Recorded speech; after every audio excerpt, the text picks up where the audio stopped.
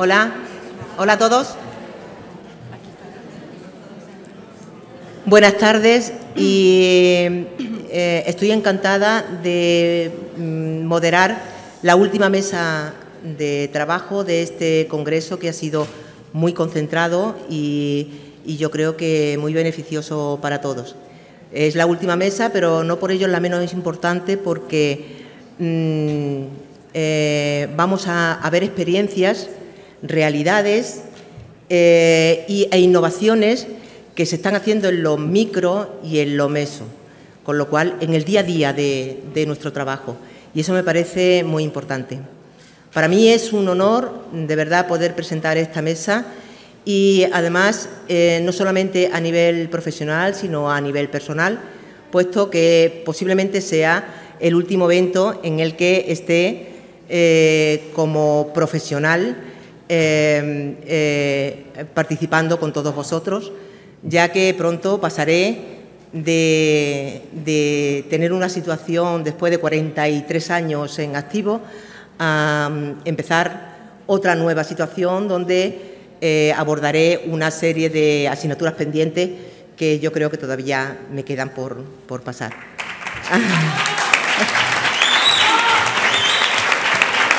Y como la experiencia es un grado y yo llevo mucho terreno recorrido ya, lo que sí me vais a permitir que os dé un consejo a todos vosotros, y es en un hecho, una realidad que a mí me ha ocurrido a lo largo de estos 43 años, en el que en una época de mi vida empecé a vivir para trabajar y no hacía otra cosa.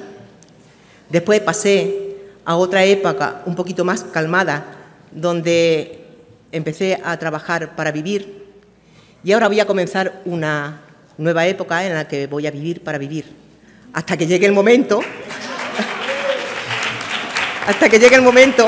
en que pase a ser, pues, una población diana vuestra. O sea que llegará, como a todos. Bueno, en esta mesa redonda, que además es que hace honor precisamente al título de este congreso, en la que vamos a ver realidades, innovaciones y experiencias, vamos a escuchar todos cómo se desarrolla y cómo se organiza otros modelos de gestión de casos en otra comunidad, por ejemplo, fuera del entorno del sistema sanitario público.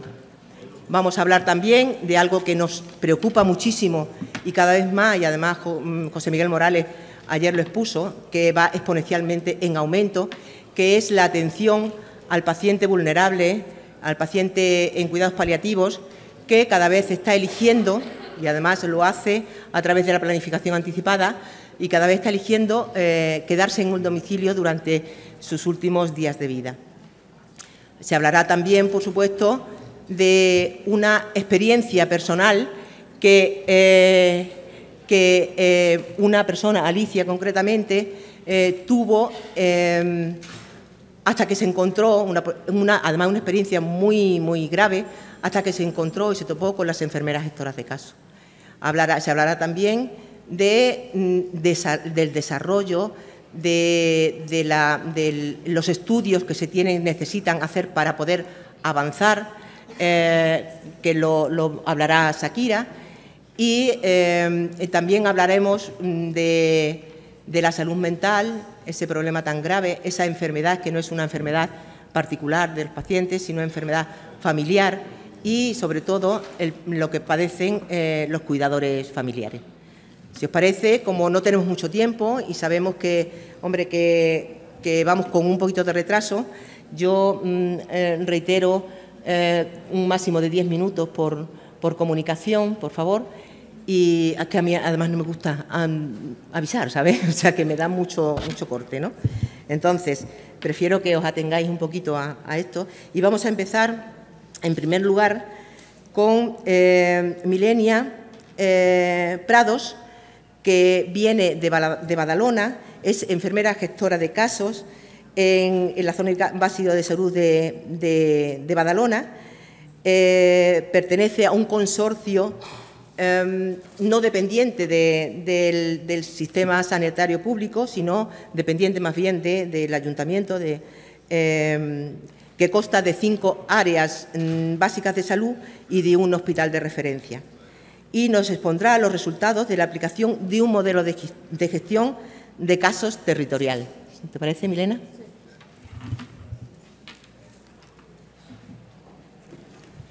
¿Cómo va? Buenas tardes a todos. Agradecer a la organización que nos dejen exponer los resultados y empezamos.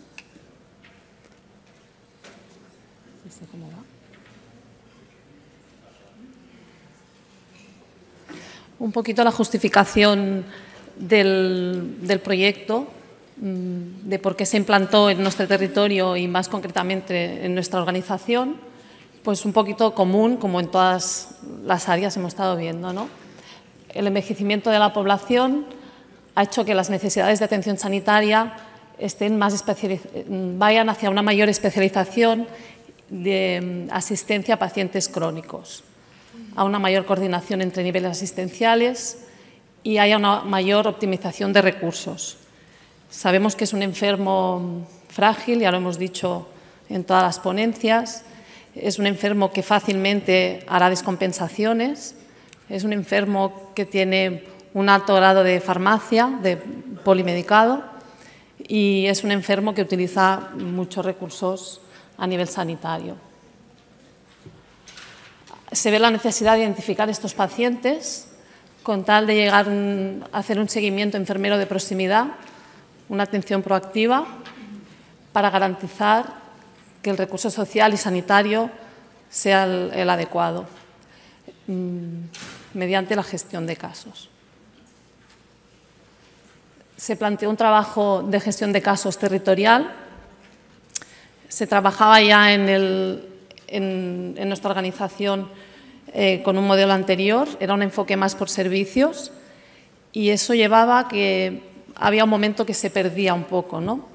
Se optó para trabajar en un plan más territorial, se centraron las enfermeras en las áreas básicas, el paciente, la responsabilidad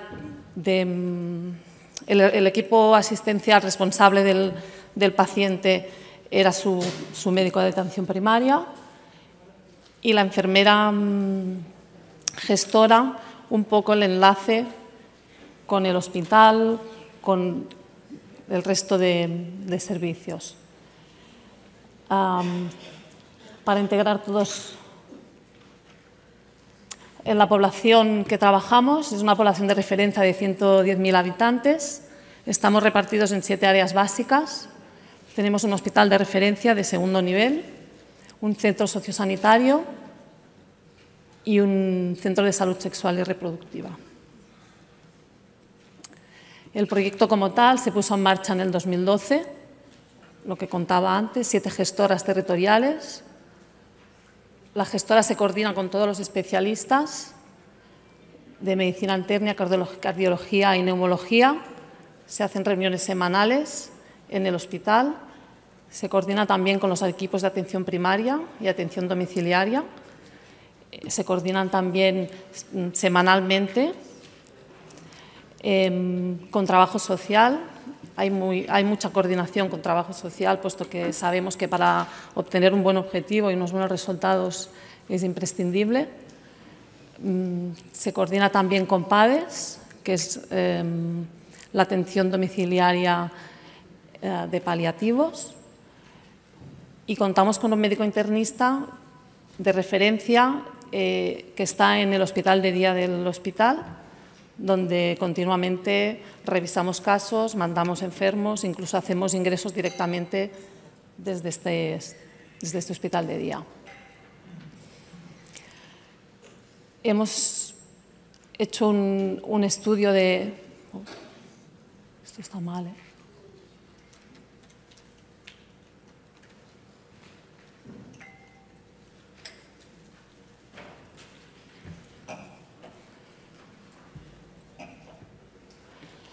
Bueno, Los objetivos un poquito de la gestión de casos ya los hemos explicado, pero en este caso nos centraremos en la disminución, en evaluar si, gracias al proyecto de gestión de casos, hay una disminución de los ingresos hospitalarios y de las visitas a urgencias. Se hizo una evaluación mediante un estudio transversal. Se evaluaron el número de ingresos no programados y de las visitas a servicio de urgencias un año antes y un año después de una fecha de corte. Se hizo una comparación de tasas, puesto que es un programa dinámico en el cual no todos los enfermos tienen la misma fecha de inclusión, y para poder... Vamos, ya está. Los pacientes en gestión de casos son 416. Los criterios de inclusión eran los reingresadores, pacientes que hayan ingresado en 2 ocasiones de forma no programada o hayan hecho 3 o más visitas al servicio de urgencias, pacientes con una comorbilidad, pacientes derivados desde atención primaria, pacientes derivados desde la enfermera de enlace del hospital, la gestora de enlace, y la edad media de los pacientes de 76 años. Un poquito la descripción de la población de estos 416 casos. Me gustaba destacar el riesgo social, ya lo he dicho anteriormente, que es importante a la hora de conseguir unos buenos objetivos tener el tema social bien controlado. ADDOM es nuestro programa de atención domiciliaria desde primaria. Vemos la cantidad de enfermos con polimedicación. Eso también es importante a la hora de conseguir un buen objetivo, puesto que todos conocemos el fracaso de hacer un mal tratamiento en la medicación. Y el mayor grado de dependencia de estos enfermos se consideraba leve, pasando la escala Bartel. Como diagnósticos principales, la diabetes, la insuficiencia cardíaca, el EPOC, seguramente en nuestros enfermos una asociación de más de una. Aquí tenemos la tasa de ingresos previo al estudio de gestión de casos, al programa, a la inclusión, y después de la inclusión. Vemos que hay un descenso, igualmente un descenso también en las visitas a urgencias. ¿Qué supone eso, no? El enfermo con una enfermedad crónica no vive bien un ingreso hospitalario, no vive bien una visita a un servicio de urgencias donde no le atiende su equipo habitual, donde seguramente se le van a pedir pruebas agresivas innecesariamente.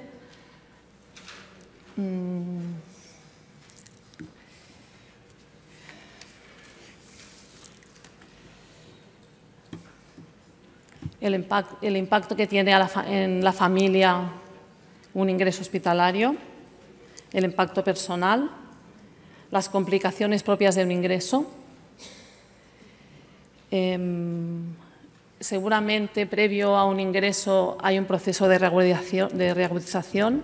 No es lo mismo que este proceso se vea con una actuación anticipada en casa. Este enfermo, pues evidentemente no lo vive igual, ¿no? Como conclusión, diríamos que la atención integral e individualizada de los pacientes crónicos reingresadores, la optimización y la racionalización del consumo de servicios mejora los resultados de calidad asistencial, reduciendo los ingresos y evitando hospitalizaciones prolongadas y traslados innecesarios al servicio de urgencias.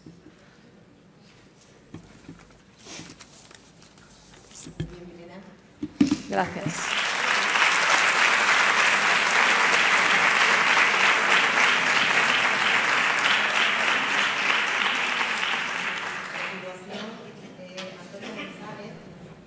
Enfermera gestora de casos del Hospital de Puerto Real, Cádiz, que es máster en cuidados paliativos y máster también en innovación de cuidados en salud, y también profesor asociado de la Universidad de Cádiz. Nos va a hablar de la implantación y evaluación de un circuito de ingresos directos de pacientes vulnerables en situación de últimos días.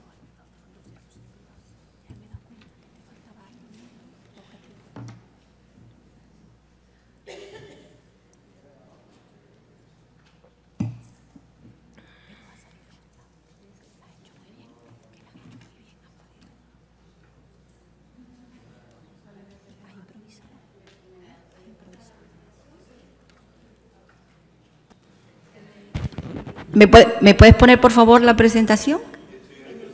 Ah, perdón. Perdón. Vale. Bueno, muchas gracias por estar aquí a esta hora, que es una hora poco apropiada, ¿no?, para escucharnos, pero bueno, vamos a comenzar.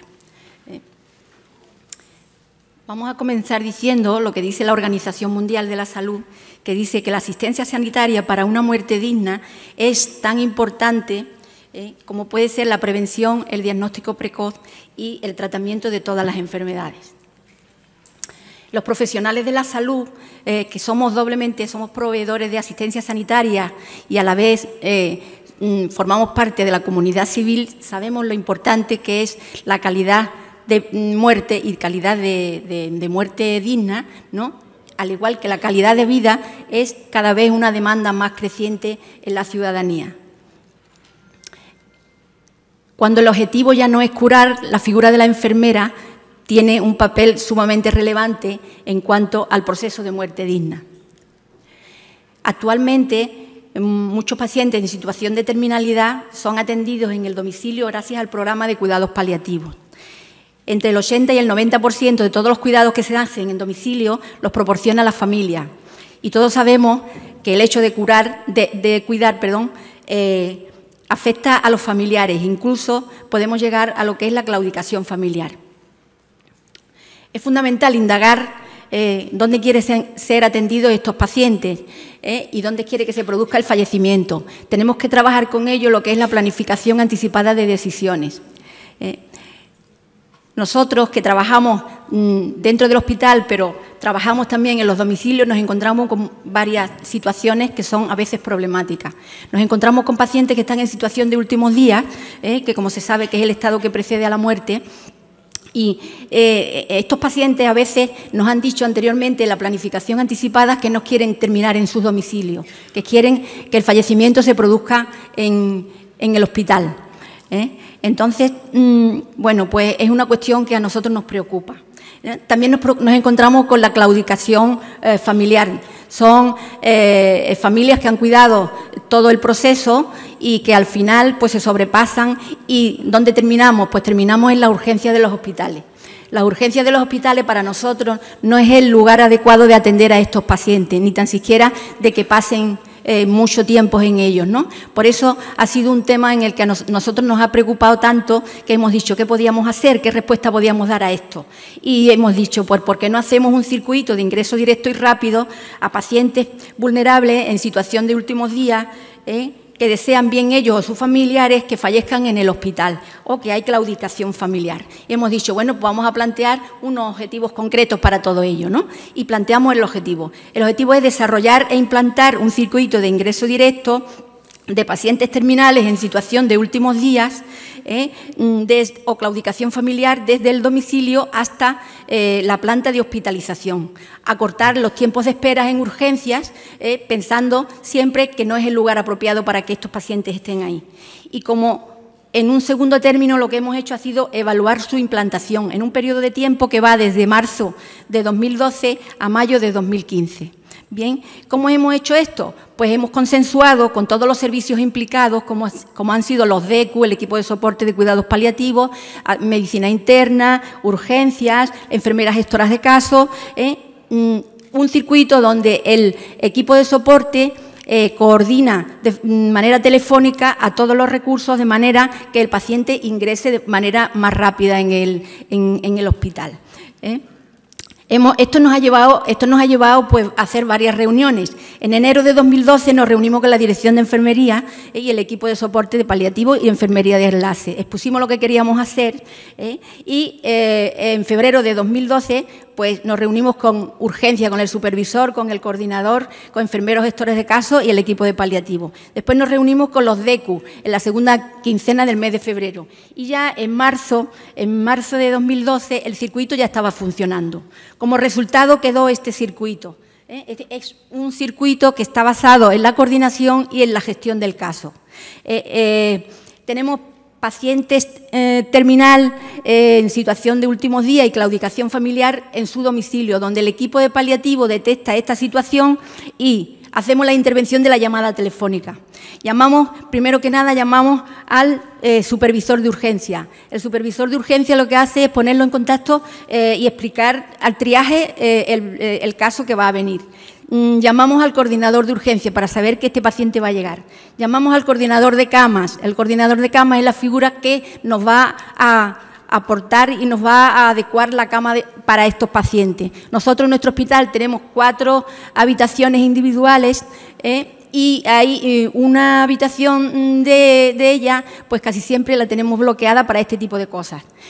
Luego también llamamos al internista, que será la persona que ponga el tratamiento al paciente. Cuando tenemos avisado a todos esto, porque nosotros tenemos un teléfono que es un arma fundamental, los gestores de casos, es una herramienta tremenda, entonces lo que hacemos es llamamos al 061. El 061 hace el desplazamiento del paciente hacia la urgencia. Ya todo el mundo está enterado y lo que pretendemos es que el paciente pase lo más rápido posible por urgencia. Hay veces en que el paciente casi que ni tan siquiera pisa la urgencia, sino directamente llega a la hospitalización. La hospitalización, una vez que está allí, nos ponemos en contacto con la enfermera gestora de caso, que es la que hace, juntamente con todo el equipo de soporte y los enfermeros de la planta, pues lo que hacen es el seguimiento y el acompañamiento a lo largo del proceso, a lo cual da respuesta a todas las necesidades que van surgiendo, ¿vale? Así quedó el circuito y, como hemos dicho, funcionó a partir de marzo de 2012. En un segundo término, lo que hemos hecho ha sido evaluar la implantación de este circuito. Hemos realizado pues un estudio descriptivo retrospectivo cuya unidad de análisis ha sido los pacientes incluidos en programa de cuidados paliativos desde marzo de 2012 a mayo de 2015 y que han hecho uso de este circuito. Y hemos revisado todas las historias. Nos hemos encontrado que 32 pacientes acudieron a urgencias según este protocolo. Esto supone un 3% de todos los pacientes que hemos atendido en este periodo. El 25% eran mujeres, el 75% eran hombres, con una edad de 66 años aproximadamente de media. El total de los pacientes que vinieron a urgencias vinieron con un criterio de situación de últimos días. De ellos, el 80% habían expresado deseos de no morir en su casa, sino de morir en el hospital. Lo habían hecho a través de la planificación anticipada de decisiones. Y el 20% pues, habían acudido por claudicación familiar. Una cosa importante es que los tiempos de espera de la mayoría de los pacientes en urgencias fue menor a 2 horas. Podemos decir que el 85,5% de los pacientes estuvieron entre 0 y 90 minutos y el 14,5% de los pacientes entre 120 y 180 minutos. Quiere decir que estuvieron menos de 3 horas, teniendo en cuenta los tiempos de espera en las urgencias, que si ponemos a sumarnos todos los tramos que tenemos, pues nunca son menores a 8 horas. En todo momento se ha dispuesto de una habitación individual, según marca la ley de muerte digna. Bien, los diagnósticos que estos pacientes tenían, como primer diagnóstico teníamos el pulmón seguido de colon y el hepatocarcinoma, quizás el pulmón por aquello de que produce disnea y al final la gente se agobia y terminan en los hospitales, ¿vale? La estancia media de estos pacientes dentro del programa de paliativo ha sido de 46 días y el tiempo de medio de ingreso ha sido de 9 días aproximadamente. En cuanto a dónde se han producido los éxitos de estos pacientes, 28 pacientes murieron en el hospital, 3 pacientes murieron en su domicilio y un paciente murió en observación. Esto llama un poco la atención, que 3 pacientes pues, pudieron volver a casa.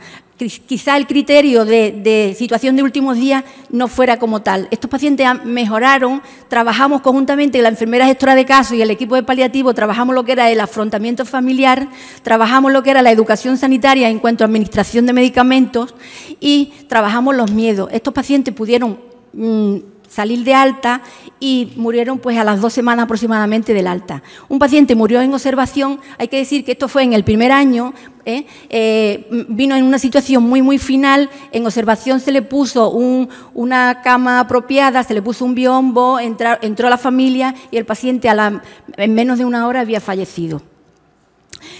Como conclusiones podemos decir que consideramos que los servicios de urgencias no es el entorno más adecuado para estos pacientes y menos para llegar a la muerte digna, ¿no?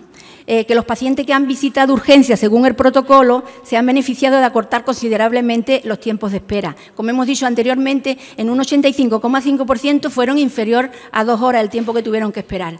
Que con el circuito el paciente y su familia recibe una atención mucho más personalizada. el profesional de enfermería percibe además un mayor grado de satisfacción en cuanto a los cuidados que ha prestado, ¿no? Y podemos decir, quizá como final, que uno de los pilares básicos en el trabajo de cuidados paliativos es el trabajo interdisciplinar basado en la coordinación y en la gestión del caso. No me quisiera ir de aquí sin decir y recordar a la madre de los cuidados paliativos modernos, que es la Cecil Sander, en la que dice que usted importa por lo que usted importa hasta el último momento de su vida y haremos todo lo que esté en nuestras manos, no solo para que muera de una forma pacífica, sino para que mientras viva lo haga con dignidad. Por tanto, todas nuestras intervenciones irán orientadas a acoger, comprender y acompañar. Muchas gracias.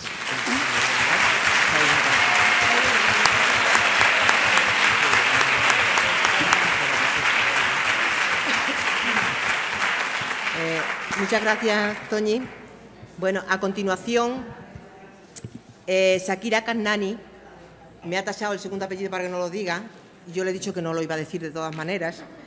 Os voy a contar una anécdota, y es que ayer cuando la conocí me encantó escuchar su léxico andaluz, ¿sabes?, de Málaga, cuando en realidad me había, ante este nombre y ante una comunicación escrita en inglés, porque una de mis asignaturas pendientes que voy a abordar, si Dios quiere, en el 2016, es el inglés, con lo cual he pedido hasta que me traduzca el título al castellano.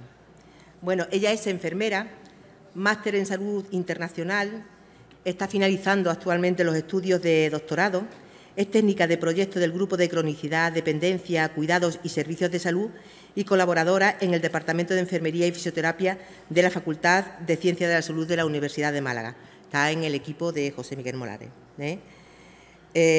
Nos va a hablar y además va a intentar convencernos de, sí, además que sabéis que necesitamos de todos, hay muchos que ya están colaborando, de vosotros, pero es preciso que entremos a colaborar muchísima más gente para que este registro andaluz de salud que nos va a presentar de pacientes que reciben gestión de casos en el entorno comunitario para el seguimiento longitudinal de personas con dependencia y enfermedades crónicas complejas.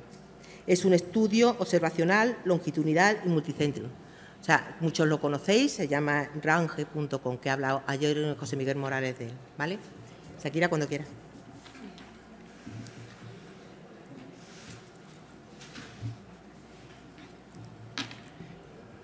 Muy bien.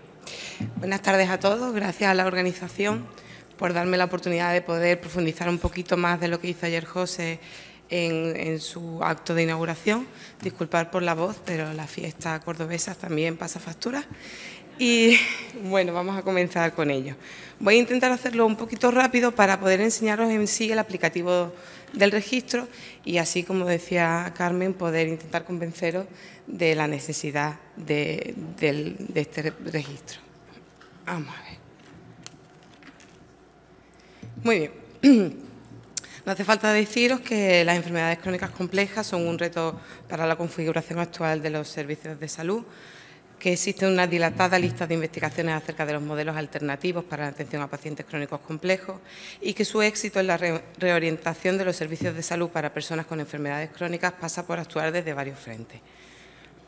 Todos conocemos, o creo que casi todos conocemos, el Chronic Care Model de Wagner, donde abarca la cronicidad desde la comunidad, el sistema de salud, con un paciente informado y activo para un equipo operativo preparado y proactivo.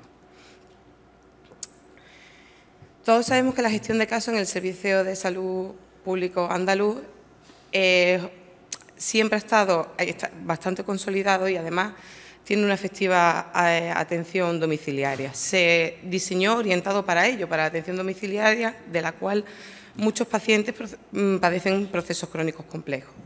Sin embargo, cuando hicimos nuestro primer estudio, nos dimos cuenta a la hora de analizar los datos que las enfermeras gestoras de casos tenían la visión un poco dispersa. Teníamos solamente un 24,2% de pacientes crónicos complejos en la cartera de servicio de las enfermeras. Dijimos, algo tenemos que hacer. Pensamos en el grupo, pensamos hacer el registro clínico, que es el RANGE, donde íbamos a abarcar pacientes que reciben gestión de casos a lo largo de toda la comunidad autónoma, basado en atención primaria. ¿Por qué primaria y no hospital? Hospital lo queremos abarcar más adelante, pero en principio primaria la teníamos muy a mano y el distrito sanitario, sobre todo de Málaga, se ofrecía mucho a ello. Entonces empezamos directamente con esto. Uy, ¿he dado algo? Ah, no, vale.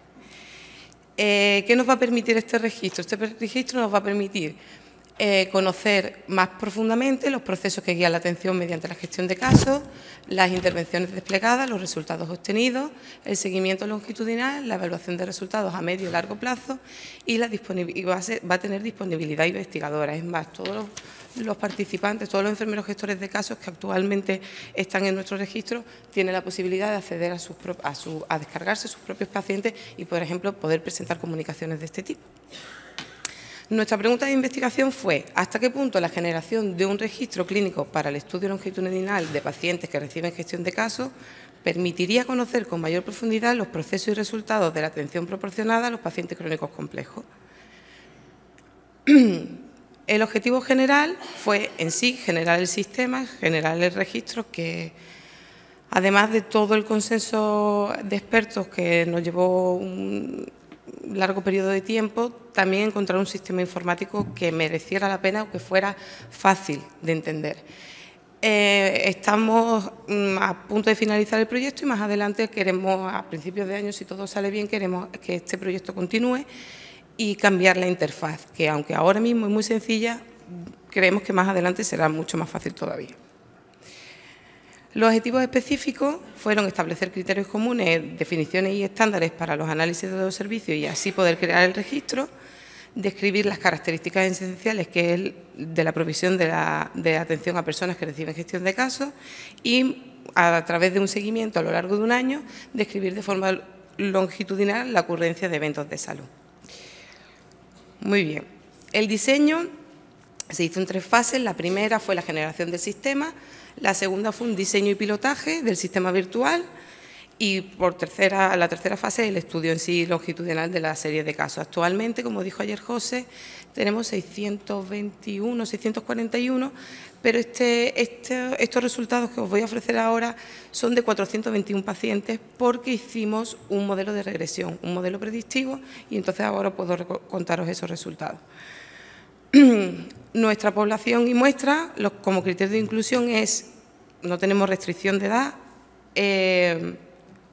sí necesitamos un consentimiento informado, así que mayor de 18, eso sí, que sufra un proceso crónico entre todos los conocidos, diabetes, EPOC, insuficiencia cardíaca, o que estén incluidos en proceso asistencial, ¿vale? De EPOC, asma, diabetes o ambos, ¿vale? Tienen que sufrir 1 o 2. Mínimo. Criterios de exclusión, sujetos ya incluidos en la cartera de servicios para que no hubiera sesgo, negativa del sujeto o la persona cuidadora de referencia a dar su consentimiento, fallecimiento, antes de la validación de inclusión en el registro o traslado de una provincia a otra porque no podríamos conseguir con la misma gestora de casos. Muy bien, ahora entraremos en la interfaz si corro un poco, ¿vale? En total introducimos 102 variables en nuestro registro. Esta muestra, como os decía, es de 427 pacientes, estuvieron incluidos los 427, no perdimos ninguno en el primer seguimiento, que fueron 3 meses, ¿vale? De esos 427 tuvieron úlcera por presión 25, problemas relacionados con la medicación 11, éxitos fueron 80, reingresos 44, institucionalización 28 y caídas 43. Todo eso en el primer seguimiento, en los 3 primeros meses.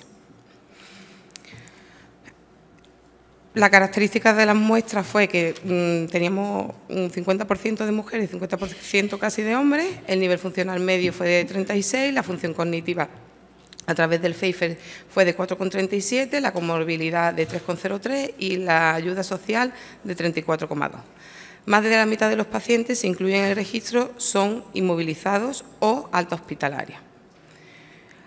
Distribución por provincias. Veréis, está Córdoba muy pequeñita porque nos ha faltado tirón Hemos tenido esta provincia, sobre todo, la hemos tenido quizás a lo mejor un poco abandonada, no nos hemos cuadrado bien, pero actualmente tenemos una persona que está trabajando Córdoba y lleva una cantidad de pacientes alucinantes que supongo a finales de este año podremos mostrar resultados.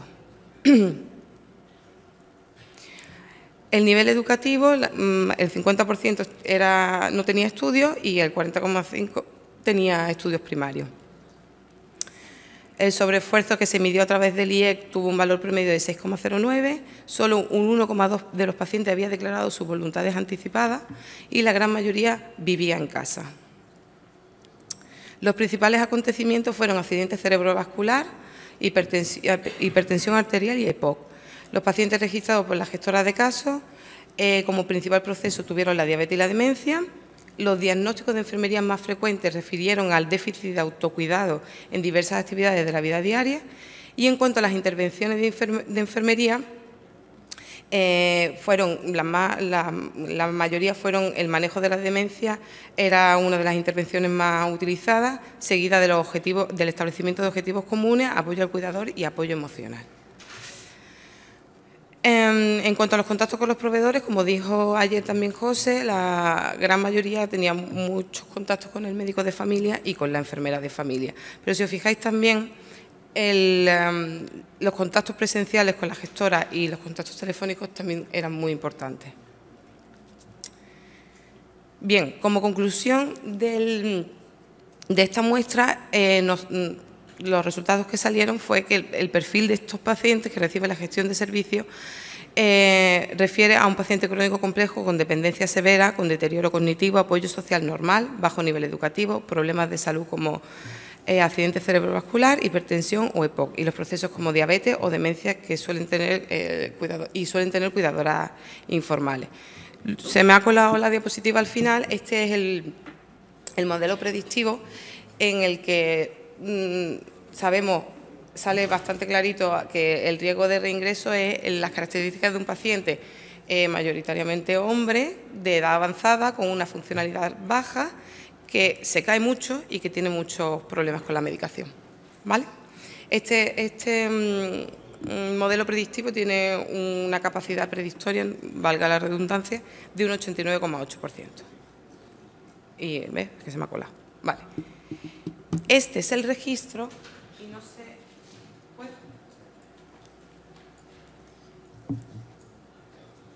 Shakira, tienes 3 minutillos, ¿vale? Sí, bueno. Que es lo que tenemos normalmente las enfermeras gestoras de casos para poder... Voy. Solo voy a intentar enseñaros la interfaz rápidamente.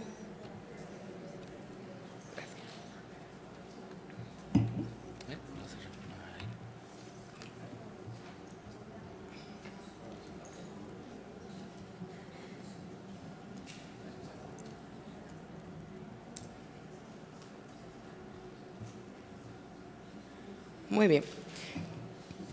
Aquí, hoy el ratón.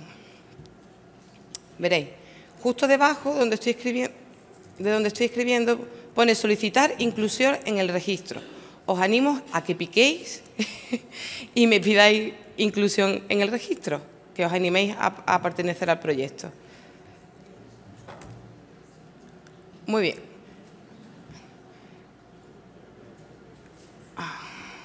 ¿Por qué no puedo bajar? Voy rápido, ya. Muy bien. Esta sería la interfaz. Aquí tendríamos para incluir las características, los datos generales del paciente, el NUSA, la provincia, el distrito sanitario. Todo va con desplegable, lo más fácil posible para vosotros, que no tengáis que estar escribiendo, etcétera, etcétera. El contexto del paciente, en el entorno en el que vive, el apoyo social, las escalas se valoran automáticamente en cuanto clicáis los ítems que os salen al pasarle el cuestionario al paciente, sale la puntuación total, si os fijáis, ¿vale? Después las características clínicas del paciente, la comorbilidad, los eventos, que al crear un nuevo evento, pues nos sale la mortalidad, el reingreso, las caídas, las úlceras por presión. Bien. Las intervenciones están las que en general se han ido utilizando en caso de que alguno de vuestros pacientes le hicierais algún otro tipo de intervención que no estuviese, con contactar conmigo yo le añado en el registro y no había ningún problema. y como servicio los contactos con los proveedores. Así que aprovechando el tirón, voy a cerrar esto. Se ha ido mi presentación, ¿no?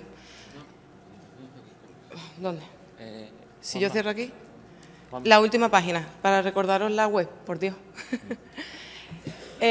Muchas gracias por vuestra atención. Si os animáis a participar, ya sabéis cómo hacerlo, así que gracias.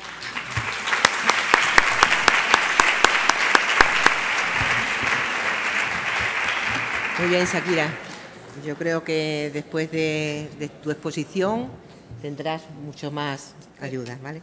A continuación, Alicia Nantes, que es profesora adjunta de la Cátedra de Administración de la Facultad de Enfermería de la Universidad de la República de Montevideo de Uruguay, nos va a exponer una historia de vida que es un hecho real y además que sufrió en sus propias carnes en la ciudad de Córdoba y que, como veréis, pues lo que ocurrió cuando se topó con las enfermeras gestoras de caso del hospital, ¿vale?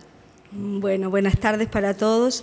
Para mí es un verdadero gusto estar acá de vuelta en esta ciudad, a pesar de toda la experiencia anterior, y agradezco al comité científico y organizador y también a la empresa de eventos Smeeting que me hayan facilitado tanto para poder estar hoy acá. Yo vengo de un país que es Uruguay, que si alguno no lo conoce, estamos en América del Sur, entre dos países muy gigantes que son Brasil y Argentina. Es un país muy pequeño, que tiene 3 millones de habitantes y que la mitad de estos habitantes vivimos en Montevideo, que es la capital. En fin, es donde nació Carlos Gardel, por si lo conocen, cantor de tangos, también el escritor Eduardo Galeano, que ha venido mucho acá, y recientemente estuvo visitándolos a ustedes el expresidente Pepe Mujica, digo, para orientarlos por las dudas. Bueno, entonces voy a empezar un poquito a contarles esto. Primero decirles que en mi país no existe la figura de la enfermera gestora de casos, por lo cual yo ignoraba totalmente. Y me costó un poco entender esto, ¿no? Y que también contarles que esto es una experiencia personal y más allá de que yo sea hace años profesional en la enfermería y que realmente adoro mi profesión, cuando nos pasa algo personal uno actúa diferente, o sea que esto es totalmente contado como lo sentí y como lo viví. A veces, escuchando todos los trabajos con este nivel científico que hemos venido escuchando, yo dije, ay, yo tengo que hablar de este tema, que es una historia de vida, pero bueno, así fue como ocurrió y así fue como lo logré hacer para presentarlos. Historia de vida también tiene otro título que se llama Un viaje por tierras amarillas, porque me impresionó mucho el color de la tierra de acá, ¿verdad? Bien. Bueno, contarles un poco que al comienzo fue todo programado, ¿no? Nuestro primer viaje a España nos ilusionaba desde mucho tiempo atrás, lugares desconocidos a visitar, personas y costumbres a descubrir. Luego de nuestra visita por algunas ciudades, Delia comenzó a padecer un malestar digestivo. El dolor abdominal, episodios de diarrea, náuseas y vómitos llevó a que realizara 2 consultas médicas y ahí se fueron sucediendo los diagnósticos médicos. Primero fue diarrea del viajero, luego fue gastroenterocolitis y por último sospecha de diverticulitis porque había un antecedente personal, ¿verdad? Como ven, veníamos en un viaje, ella totalmente sana.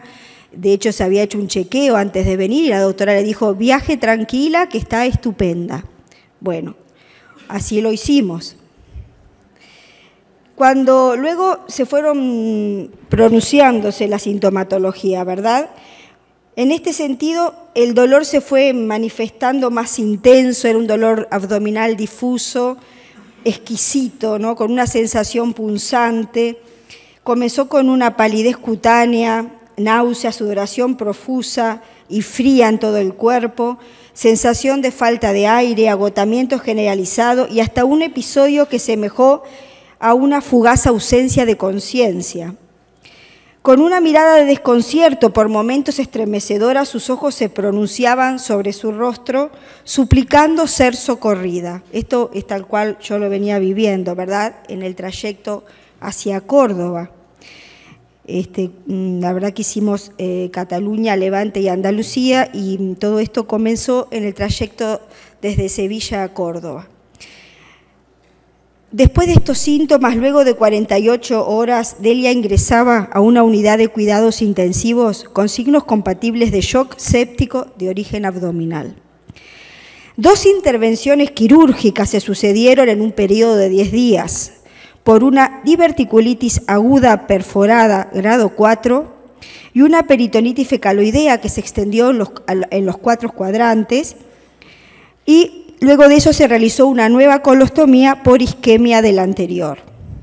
Durante 33 días de estancias en la unidad de cuidados intensivos, Delia fue tratada con drogas vasoactivas a dosis elevadas, hemofiltración venovenosa continua, ventilación mecánica, reanimación por parada respiratoria, traqueostomía percutánea. Presentó infección en la herida quirúrgica y signos de neuromiopatía con tetraparesia, ¿verdad? Estaba inmóvil. El riesgo de muerte inminente acompañó muchos de los informes médicos.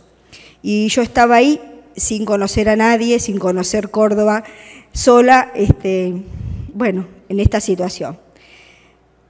Con profundos sentimientos de soledad, separación, tristeza e impotencia, permanecí en la sala de espera, con las maletas de manos de ambas y con una profunda ilusión de reencontrarme con mi madre. Fue entonces que descubrí a las enfermeras gestoras de casos. En los días siguientes, ellas fueron a mi encuentro, me entrevistaron y me brindaron información necesaria sobre el funcionamiento del hospital y los beneficios que se otorgaba a los acompañantes, como así también las obligaciones que yo debería tener por permanecer en un lugar de internación. También me orientaron donde yo pernotaría, ¿verdad? Todo lo que tenía que ver con la ropa de abrigo que iba a tener, dónde iba a estar, qué pasaba con los alimentos. Bien, derivaron el caso al asistente social. A esto luego fue que me consiguieron un alojamiento fuera del hospital que cambió en gran parte mi vida. Y también me derivaron con la enfermera profesional estomaterapeuta y otros integrantes del equipo de salud que se vinculaban de alguna manera con esta situación. Acá en esta foto se la ve muy bien, ¿verdad? Pero bueno, ya ahí hacía un tiempo que estaba. ¿Cómo percibí el rol de la enfermera gestora? Porque les repito que yo no lo conocía para nada, no lograba entender qué estaban haciendo, ¿verdad? La enfermera gestora me ayudaba a pensar, a salir de las profundidades de mi interior, donde me sumergía para protegerme, me iba guiando a encontrar las mejores respuestas. Frente a los más importantes acontecimientos cotidianos, estaba a mi lado, buscando la complementariedad y acompasando las diferencias. Nos entregaba seguridad, conocimientos y afecto. Establecía un engranaje perfecto con los integrantes del equipo de salud y procuraba minuciosamente la existencia de un hilo conductor en la atención de Delia y la mía propia para el alcance de los objetivos terapéuticos. Considero muy aplicable al cuidado brindado por estas profesionales lo que dice Collier en su libro Promover la Vida, que si alguien no lo leyó, los invito a leer. Collier se va a conmemorar este mes los 10 años de su muerte. Sobre todo en la ciudad de Granada van a hacer una actividad. Collier habla del poder liberador. El poder liberador es un poder que le da que permite la autonomía del paciente, ¿sí? Que le permite desarrollar el potencial, aumentar la capacidad de respuesta. En realidad, lo que le da un impulso para vivir. Eso es lo que transmite Collier. Y yo cuando leí el libro de Collier dije, esto es lo que se aplica a estas profesionales. En fin, bueno, después de esto les voy a mostrar unas fotos más de cómo continuó el estado de Delia. Pero me gustaría agradecer acá, y acá puse algo como gracias por ayudar a componer los fragmentos frágiles y quebradizos del alma humana. Y puse una frase de Voltaire, pero antes voy a decir otra de Jodorowsky que dice, algún día alguien te va a abrazar tan fuerte que todas tus partes rotas se van a juntar de nuevo. Y lo que dice Voltaire es, la belleza complace a los ojos, pero la dulzura encadena el alma. estas son frases que a mí me surgieron cuando iba escribiendo el trabajo y así las puse. Bien, estas son fotos, no sé si se ve bien, ahí llegamos a Montevideo, apenas llegamos el primer mes, con dificultades, ¿verdad? Tendrías unas lesiones importantes en los talones, que aprovecho que está la enfermera Inmaculada Marín para agradecerle a todas las enfermeras a través de ella. Bien, ahí estuvo durante 10 meses, ¿verdad?, en asistencia.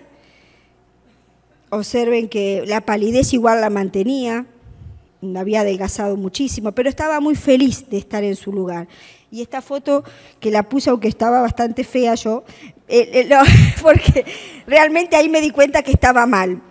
Dije, esto es el cansancio del rol del cuidador, obviamente. Ella estaba feliz, pero yo estaba rendida, pero no me daba cuenta hasta que vi esa foto.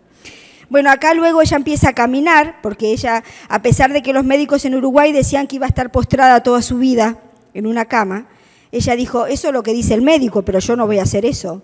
Entonces empezó a hacer un esfuerzo tremendo, con mucho dolor en las rodillas, porque tenía calcificación en las rodillas, dada la permanencia del CTI, en la posición de cúbito, ¿verdad?, dorsal, por lo cual no movilizaba las rodillas y empezó a hacer ese esfuerzo de caminar, tanto con bastón, con andador, y bueno, le fuimos dando un poco de cariño, esas son fotos con su nieta, fuimos cambiando a silla de rueda, pero a los 2 meses me dijo que vendiera la silla de rueda porque no era para ella.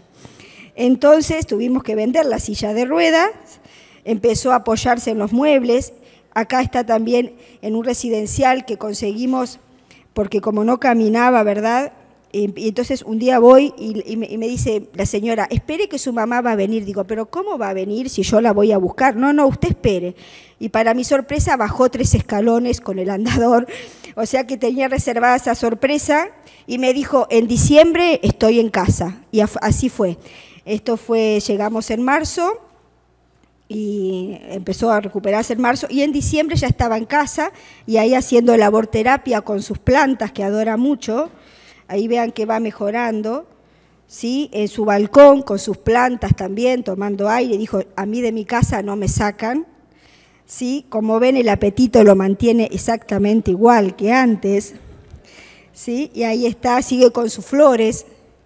Y acá cumpliendo 86 años el pasado 22 de agosto, o sea que hace 4 años que tiene una sobrevida de 4 años después de los 4 meses que pasamos en Córdoba. 1 mes en CTI, 3 meses en el servicio de cirugía.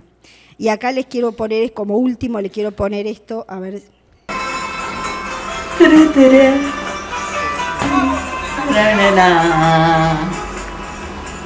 Julio Romero de Torres pintó a la mujer morena con rostro misterio, la alma llena de penas. Buscando bronce, la guitarra canta ahora. Y ahí termina, muchas gracias.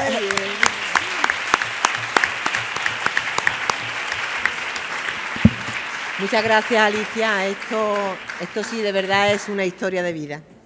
Bueno, Agustina Silvano, que es enfermera gestora de casos del Distrito de Almería, nos va a hablar de la planificación anticipada de decisiones como herramientas facilitadoras de la gestión de casos en pacientes paliativos. Debo decir que Agustina es una de nuestras veteranas, porque es enfermera gestora de casos desde el año 2002, con lo cual tiene su mérito, ¿vale? Buenas tardes a todos y gracias al Comité Organizador y Científico por habernos dado la oportunidad de traer nuestro trabajo y participar con vosotros en esta mesa.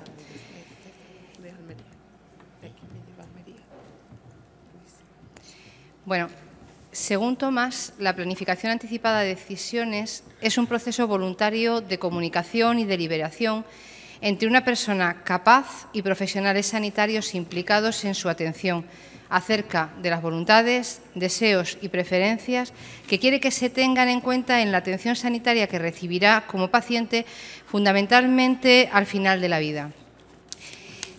Tanto la planificación anticipada de decisiones como el testamento de voluntades anticipadas tiene un respaldo legal importante tanto en España como a nivel de Andalucía, pero desde que se puso el registro de voluntades anticipadas, nosotros no nos hemos encontrado con muchos pacientes que tuvieran hecho el registro y sobre todo pacientes en situación terminal y pacientes paliativos. En el año 2012 aparece la planificación anticipada de decisiones en atención primaria, nos llega a los centros y nos encomiendan a los enfermeros gestores de casos a que lo hagamos. Por eso, después de estos años, hemos intentado hacer este trabajo. En un principio, cuando empezamos con la planificación anticipada de decisiones, la población a la que teníamos que hacérselo nos indicaron los pacientes paliativos, pero que fueran oncológicos. Y a partir del año pasado, del 2014, se incluyeron también a los pacientes paliativos no oncológicos según los criterios de McNamara. Los objetivos que nos hemos planteado en el trabajo ha sido conocer cuáles eran las preferencias de atención al final de la vida de los pacientes paliativos, saber si se ha realizado el registro de voluntades vitales anticipadas, verificar la existencia de pacto de silencio y conocer la preferencia de los pacientes sobre el lugar y qué tipo de asistencia quieren recibir. La muestra de pacientes en este estudio ha sido de 151 pacientes que estaban incluidos en el proceso de cuidados paliativos. ¿Cómo hemos seleccionado esta muestra? Pues ha sido un muestreo aleatorio de las historias de salud del programa Diraya de aquellos pacientes que estaban incluidos en el proceso de cuidados paliativos comprendido entre marzo del 2012 y agosto del 2015. Marzo del 2012, entre otras cosas, porque desde que llega a los centros hasta que nos informan y empezamos a arrancar, pues todos sabemos que hay como unos meses siempre de decalaje.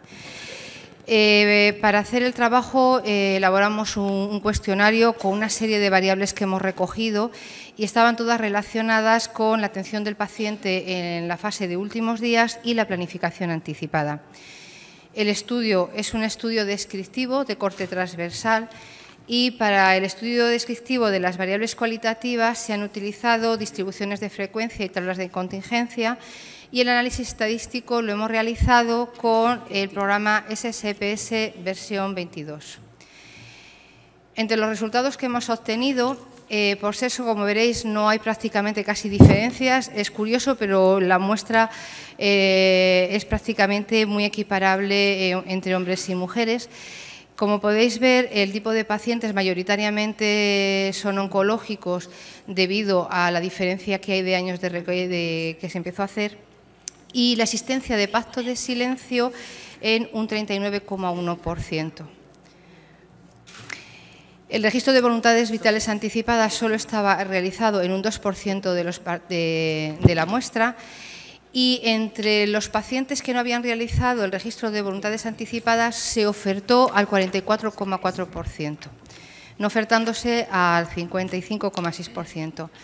En cuanto a las preferencias de atención, si veis, en cuanto a la atención en general, en un 79,5% preferían que la atención fuera en el domicilio y esa atención bajaba un poco a un 70,2% cuando ya estaban en fase de últimos días. En cuanto a qué tipo de atención son los que querían, si sumáis no va a dar 100% porque no era algo cerrado, es decir, al paciente se le ofertaba las diferentes posibilidades de atención que era y el paciente, lógicamente, elige. El 49% de los pacientes deseaban control de síntomas, un 17,2% limitación del esfuerzo terapéutico, 41,1% sedación paliativa y un 14,6% todas las medidas que hubiera disponibles. En cuanto al lugar de preferencia entre el cual fallecimiento, si veis, el paciente prefiere fallecer en el domicilio en un 72%. Y si veis aquí, he puesto este dato en la familia porque el trabajo es mucho más amplio, hemos traído la parte nada más que es del paciente, y el familiar veis de que baja a un 62% del deseo de morir en el domicilio. Cuando cerramos el estudio, habían fallecido un 50,5% de los pacientes lo habían hecho en el domicilio y un 35,5% en el hospital. Teníamos un 14% de pacientes que a la fecha de cierre del estudio todavía no habían fallecido. En cuanto a las conclusiones del estudio, la mayoría de los pacientes desean ser atendidos en su domicilio mientras transcurre el proceso paliativo, disminuyendo un poco este tipo de preferencia cuando se encuentra en la fase de últimos días.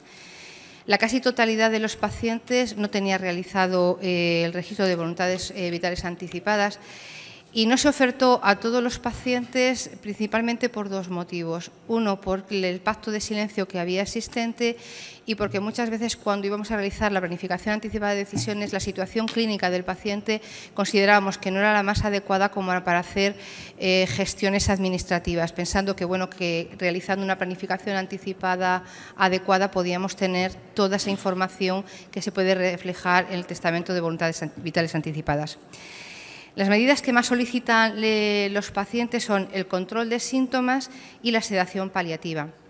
Y más o menos es similar el porcentaje entre los que desean la limitación del esfuerzo terapéutico y todas las medidas disponibles. No se pueden comparar no hemos podido comparar las preferencias que hay entre el paciente paliativo oncológico y no oncológico porque la verdad que la diferencia que había de porcentaje era bastante importante.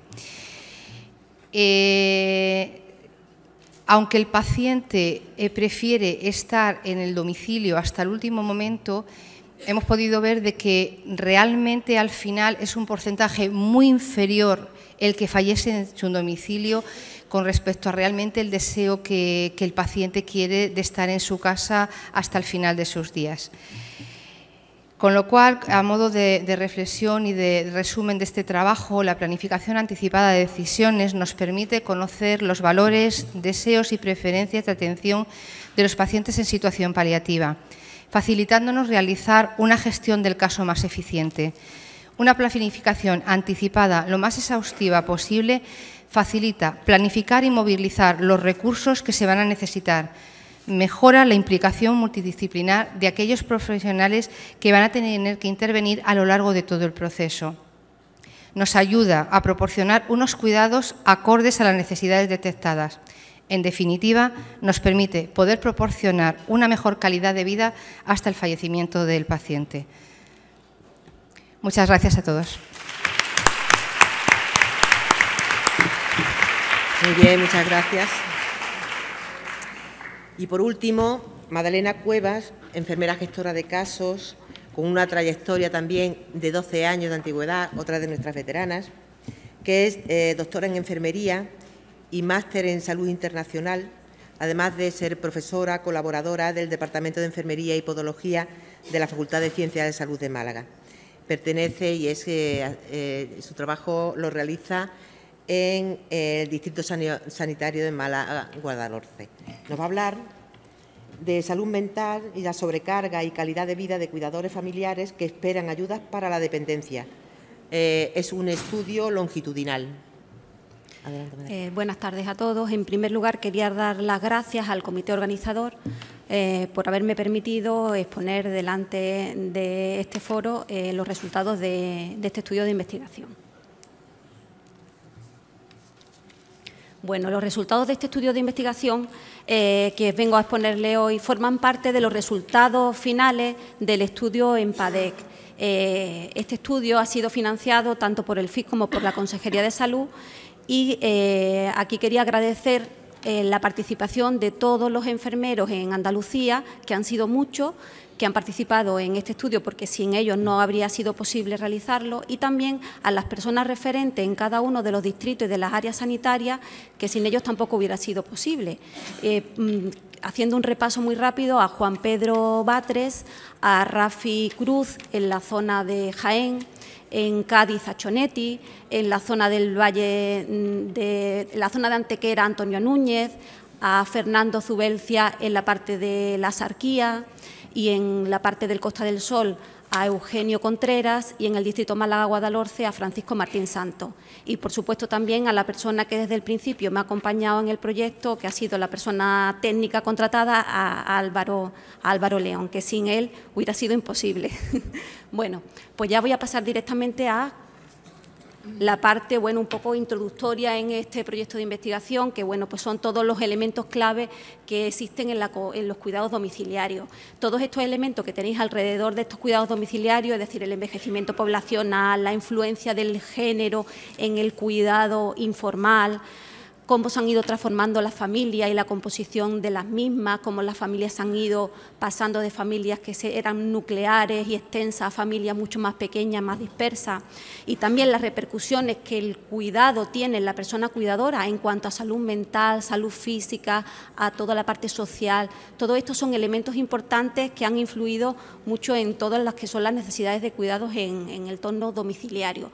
Pero si nos centramos un poquito en el último, en la normativa de la protección a la dependencia, aquí cabría decir que se crearon grandes expectativas cuando surgió la ley de dependencia, pero que desgraciadamente con la crisis tan importante que hemos tenido, los recortes han sido enormes y ha habido una gran decepción hacia las cuidadoras.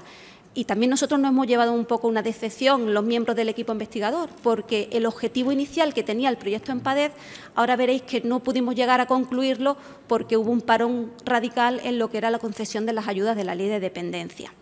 Bien, nuestro objetivo general de este estudio es analizar la salud mental, la sobrecarga y la calidad de vida de las personas cuidadoras familiares, de personas dependientes que esperan ayudas para la dependencia. Nuestro objetivo específico, teníamos uno original, primero, que sería analizar el perfil de estas personas que solicitan la ayuda para la dependencia de estas personas cuidadoras, y, por otro lado, analizar modificaciones en salud mental, en la sobrecarga y en la calidad de vida relacionada con la salud. En relación al primer objetivo específico, analizar el perfil, está a punto de publicarse el artículo que muestra todos los resultados de este primer objetivo. Bien, el diseño fue un diseño analítico, longitudinal, multicéntrico de seguimiento de una cohorte y se realizó en Andalucía, en las provincias de Málaga, Jaén y Cádiz, en los distritos sanitarios que ahí tenéis mostrado en la diapositiva, durante los años 2011 al 2014. La población de estudio fue cuidadores y cuidadoras informales de pacientes con dependencia que tuviesen un grado 2 o 3, que estuviesen viviendo en los distritos sanitarios que hemos comentado anteriormente y que solicitaron ayudas para la dependencia. Como criterios de inclusión era que estas personas cuidaran a familiares que debutaban con un grado de dependencia 2 o 3 o, en su defecto, un índice de Bartel menor o igual a 60 y que habían solicitado en ese momento ayuda para la dependencia. También teníamos cuidadoras que, ya teniendo reconocido un grado, no habían llegado nunca a disfrutar ayuda de la dependencia. Era importante también que existiese un cuidador principal identificado y que fuese un cuidador familiar, no era posible si era cuidador formal, y además, por supuesto, que aceptara participar en el estudio. Para llegar a los objetivos que nos habíamos propuesto, necesitábamos al final, teniendo en cuenta todas las variables, una muestra de 388 sujetos. Estudiamos variables de resultados, como eran la salud mental, la sobrecarga y la calidad de vida, cada una con una serie de escalas clinimétricas, y también medíamos variables en la persona cuidadora y variables también en la persona cuidada. Bien, con respecto a la recogida de datos, se observaba a la persona cuidadora durante un periodo de 12 meses y a lo largo de esos 12 meses iniciábamos el momento en el que solicitaban la ayuda para la dependencia. Anteriormente a nuestro estudio, durante un par de años antes que la ley de dependencia empezó, pues posiblemente nuestras cuidadoras hubiesen recibido ya la ayuda en el 6º mes. Pero hemos visto en este estudio que muchas no la reciben ni al 9º ni incluso en el 12º mes. Ahora veréis los resultados. Bien, por lo tanto, prácticamente casi el total de nuestra muestra la tenemos sin una exposición a la prestación, es decir, que no habían recibido ningún tipo de ayuda. Hemos hecho un análisis exploratorio, un análisis bivariante y un análisis multivariante mediante regresión lineal múltiple, regresión logística y regresión de Koch. Con respecto a los aspectos éticos, pues lo habitual, autorizaciones a todos los distritos, consentimiento informado e información por escrito al paciente y a la cuidadora, las bases de datos han sido estrictamente custodiadas y hemos mantenido todos los preceptos que se establecen en la legislación vigente. Bien, ahí ya pasamos a los resultados. La muestra inicial fue de 446 cuidadoras. Podéis ver cómo a lo largo del seguimiento la muestra va disminuyendo. De tal manera que al final hemos tenido un porcentaje de pérdida del 53% de la muestra. Es una barbaridad. Fijaros, ahí tenéis un 31% de la muestra fallece el familiar al que cuida. La cuidadora deja de participar en el estudio porque el familiar al que cuida fallece en 12 meses. Fijaros, también es importante el 11% de abandono de profesional y podréis pensar, bueno, ¿y por qué abandonan los profesionales cuando se comprometen a participar en el estudio? Yo, sinceramente, creo que también se han visto influidos también por el tema de la crisis. Es decir, hay muchos profesionales que cuando participan en el estudio lo hicieron con muchas ganas, pero conforme iba, pues vieron que cada vez hay menos sustituciones, menos tiempo para trabajar y también, bueno, pues el cabreo generalizado que todos teníamos en muchas ocasiones contra el sistema por el tema de que nos bajan el sueldo y demás, ¿no? Pues yo pienso que también esta es una de las posibles causas de pérdida también. Al finalizar nuestro estudio, el 63% de las personas que solicitaban la ley de dependencia no habían recibido todavía ni siquiera el grado de reconocimiento de su dependencia y un 73% no disfrutaba de ningún tipo de prestación.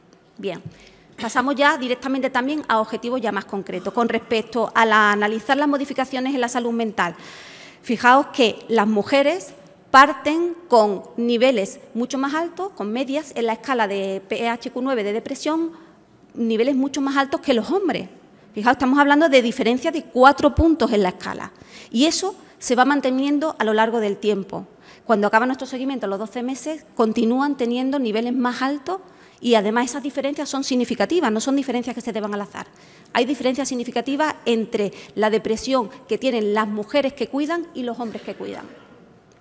Además, otras características de las distintas variables que hemos estudiado es que tienen mayores niveles de depresión las amas de casa, las que cuidan a familiares con mayor deterioro cognitivo y también las que tienen estudios secundarios. Estos datos se corresponden con la bibliografía que habíamos consultado en este estudio, ¿vale? Con respecto a la ansiedad, fijaos también que las mujeres cuidadoras tienen niveles más altos de ansiedad que los hombres que cuidan. Y además estos niveles se mantienen a lo largo de los 12 meses y las diferencias también son significativas. ¿Y cuáles son las características además de ser mujer para tener más ansiedad? Pues las que más horas dedican al cuidado y las que cuidan a familiares más dependientes. Si os fijáis, también son datos que también se corresponden con la bibliografía consultada. Con respecto a la sobrecarga, medida con el índice de esfuerzo al cuidador. Aquí, partiendo de valores que son aproximadamente casi iguales, tanto de hombres como mujeres, empiezan a surgir diferencias significativas, de tal manera que al final del seguimiento las mujeres cuidadoras tienen mayor sobrecarga que los hombres cuidadores, y también es significativo. ¿Y qué características tienen? Pues además de ser mujer, las que tienen más depresión tienen más sobrecarga, las que tienen más ansiedad, las que menos horas dedican al cuidado. Fijaros, y ahora vamos a comentar un poco esto. Las desempleadas, las que cuidan a familiares más dependientes y las que cuidan a familiares con mayor deterioro cognitivo. Y podemos pensar, porque oye, estos datos, por ejemplo, de las que menos horas dedican al cuidado, son contrarios a mucha de la bibliografía que hemos consultado. Muchas de la bibliografía consultada dicen que tienen más sobrecarga las que más horas dedican. Pues nuestro estudio no es así, las que menos. Después hemos contrastado estos datos con distintos análisis y nos hemos dado cuenta de que estas personas, estas cuidadoras que menos horas dedican al cuidado, estamos hablando de horas entre 6 y 8 horas aproximadamente diarias al cuidado, compatibilizaban el cuidado con el trabajo fuera del hogar. Entonces, claro, esto le suponía una mayor sobrecarga. Es decir, la que le dedica 20 y tantas horas al día al cuidado solamente se dedica al cuidado, pero sin embargo, estas tenían que compatibilizarlo con el trabajo fuera del entorno del hogar. Con respecto a la calidad de vida, utilizando la escala SF12, tenemos que el componente de salud física de la calidad de vida no existe diferencia significativa entre hombres y mujeres, aunque sí que veis que parten en una misma posición tanto hombres como mujeres a lo largo del seguimiento. Después los hombres mejoran, es decir, el valor más alto en este caso de la escala es que tienen una mejor percepción. ¿Vale? Bien, ahí tenéis las características también que tienen estas cuidadoras. Y con respecto al componente de salud mental, aquí sí existen diferencias significativas entre hombres y mujeres. Es decir, las mujeres tienen una peor percepción de salud mental y esta además se mantiene en el tiempo. Y estas diferencias son significativas. Ahí tenéis las distintas características que tienen Fijaos también, aquí tenemos de 3 a 5 horas tienen peor percepción de salud mental que las que dedican más horas al cuidado. Bien, para concluir ya, deciros que hicimos también una regresión de cost para la sobrecarga y vimos que las variables predictivas más importantes, los factores de riesgo más importantes para sufrir sobrecarga son depresión, ansiedad y el componente de salud mental, sobre todo la ansiedad. Sería el principalmente, ¿no? Y también hicimos una función de supervivencia para sobrecarga y advertimos que, a pesar de que teníamos muy poquita muestra que sí estaba disfrutando de ayuda, aparecía la sobrecarga antes en las que no disfrutan la ayuda frente a las que sí las disfrutan, ¿ya? Y ya pues, para concluir finalmente, bueno, las limitaciones las vamos a pasar y ya para las conclusiones, para no alargarme más. Deciros que la salud mental, la sobrecarga y la calidad de vida relacionados con la salud son elementos de desigualdad de género en el cuidado en el entorno familiar de personas que esperan las ayudas para la dependencia. La depresión, la ansiedad y la baja percepción del componente de salud mental de la calidad de vida surgen como variables explicativas de la sobrecarga en cuidadoras familiares que esperan ayudas a la dependencia. Y la aparición de sobrecarga se expresa antes en los que no reciben la ayuda frente a los que sí la disfrutan. Y nada más, muchas gracias.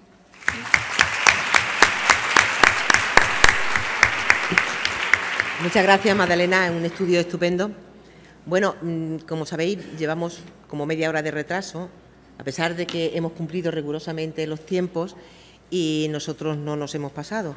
Me gustaría que alguien del comité de organización me dijera si tenemos algún tiempo para las preguntas y si alguno tiene alguna pregunta que hacer. ¿Cuánto? ¿5 minutos? Jolín. Bueno, pues 5 minutos tenemos. ¿Alguien tiene alguna pregunta que hacer a la mesa?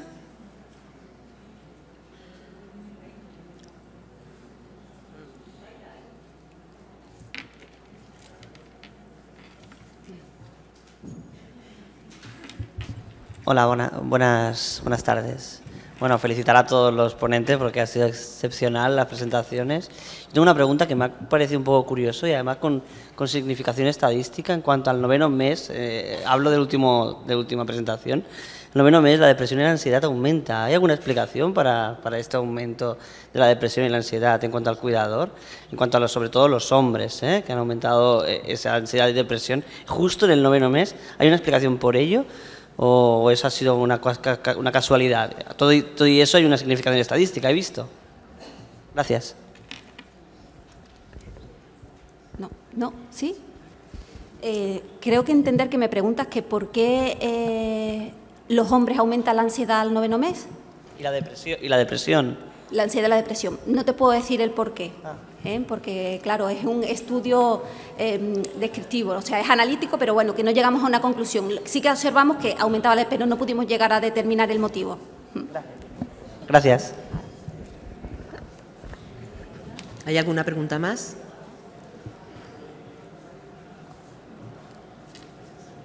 De todas formas, aunque aumenta un poco en hombres, sigue siendo significativo que la diferencia entre las mujeres es mayor, Yo mientras llega allí me gustaría hacer una pregunta a Shakira para que nos informase a todos de cómo solicitar la inclusión en el registro, en el RANGE, y hasta cuándo podemos estar incluyendo pacientes para el estudio. La inclusión en el registro se solicita a través de la página web, que os la repito, que es www.range.com.es, justo donde pone el usuario y la contraseña. Debajo hay un link de enlace donde picáis y aparece datos que tenéis que rellenar, que son el DNI, el nombre, apellido, etcétera, y el correo electrónico. Y allí eso se manda directamente a mi correo y entonces os doy de alta y os mando vuestras credenciales con el consentimiento informado para que lo firmen los pacientes, además de información del proyecto para que tengáis un pequeño resumen y mis datos de teléfono para si necesitáis contactar conmigo, que Agustina, por ejemplo, es uno de los nodos de Almería, igual que Magdalena de Málaga, que por cierto no he dado las gracias a los compañeros nodos de las provincias, gracias al Leo también que anda por ahí, Chonetti, Y ya está, y el tiempo de inclusión, en principio esto es un estudio longitudinal y de esta manera va a seguir funcionando, así que se puede seguir hasta que haya o se os avise de alguna forma, aquí el registro va a seguir abierto. Muy bien. Bueno, pues creo que hemos consumido los 5 minutos. ¿Había alguna más? Bueno, buenas tardes. Sé que no es habitual preguntarle al moderador de la mesa, pero me gustaría que por tu gran experiencia, tiempo trabajado, expertez, antes de irte de nuestro sistema sanitario, como profesional, nos aportaras tu opinión de cómo hacernos visibles, no solamente a la enfermera gestora de casos, que yo no lo soy, sino a todas las enfermeras ante el resto de profesionales, médicos, auxiliares, administrativos. Sé que tú sabes mucho de eso y podías aportar alguna cosilla y pincelada en este congreso tan novedoso e importante. Bueno, espérate, vale. Es una pregunta muy difícil porque yo creo que no os puedo decir nada nuevo. Yo creo que estamos luchando toda la vida, los profesionales, por hacernos visibles y a la enfermería, además, por ser una ciencia joven, porque es relativamente joven, nos está costando verdaderamente hacernos visibles. Pero lo que sí es cierto, y es que algo que no se puede aprender, pero que todo el mundo sabe, es que en el entorno del día a día, el trabajo continuado, el estar allí, el estar para todos, hace que poquito a poco nos vayamos haciendo visibles. Y por eso es por lo que espero que cuando yo me vaya, un poquito sí me echen de menos, ¿no? Aunque sea nada más que un poquito, hasta que llegue otra que seguramente, segurísimo, que lo hará mejor que yo, pero que sí, que yo creo que se podrá hacer. Yo, sinceramente, pienso que el trabajo diario, el estar, el machacar, el colaborar con estudios de este tipo, que me parecen además algo estupendo y además imprescindible, porque bien se sabe que lo que no se registra no está hecho y nosotros necesitamos registrar para saber, para nosotros mismos, cuál es nuestra clave, nuestra misión, nuestra población diana, el cómo hacer las cosas, el si lo estamos haciendo todos exactamente igual o no, el evitar la variabilidad. Todas esas cosas tenemos y tenemos que seguir luchando. Es que, como os he dicho, la profesión está muy joven y nos queda mucho terreno y mucho trabajo por hacer. Yo creo que seamos nosotros mismos y poquito a poco vayamos sentando bases, que lo estamos haciendo, yo creo que lo estamos haciendo, a pesar de este parón que hemos tenido durante los últimos años. Yo sé que, hombre, la enfermería andaluza tuvo un resurgir en su momento, donde hubo un avance importante, tanto en metodología como en actuaciones, como en punta de lanza, como decía Nieves ayer, y que, bueno, pues que la crisis nos ha obligado a escondernos un poco, pero yo creo y tengo la esperanza, porque la ilusión no nos ha faltado a nadie, me parece, porque sobre todo las enfermeras gestoras de caso tenemos eso, que a pesar de las adversidades somos gente muy, muy ilusionable y que no lo perdamos, y eso nos ayudará seguramente a que la enfermería en Andalucía y en el resto de España vuelva otra vez un poco a resurgir, ¿vale?